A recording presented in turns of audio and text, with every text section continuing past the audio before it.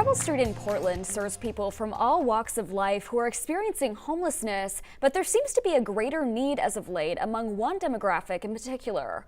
For a week straight, Preble Street's John Kreisler Teen Shelter has been at capacity. This is the first time that has happened since February of 2020. The shelter can house up to 24 people between the ages of 12 and 20 years old. Officials say youth are typically there for an average of 3 to 6 months before they change living situations. Officials also say there are two big reasons behind this capacity issue: growing pressure on systems that help serve teens and youth aging out of certain resources.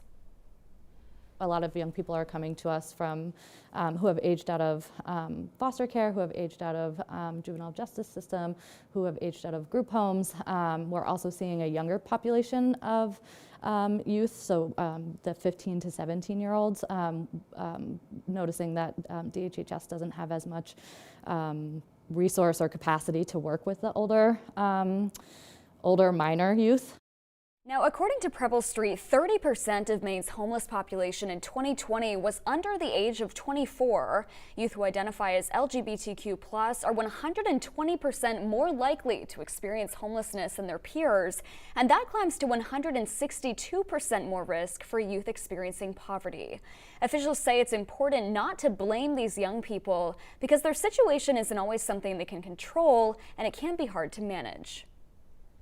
I'd say the hardest part was getting things done during the pandemic, because a lot of offices for things were closed back then, but now things are starting to open up a little bit more. I'm able to get more progress done, and for example, I've been working on getting my birth certificate, my ID, and my social security card. If you think that you have the capability of doing something, do it. Just get it done.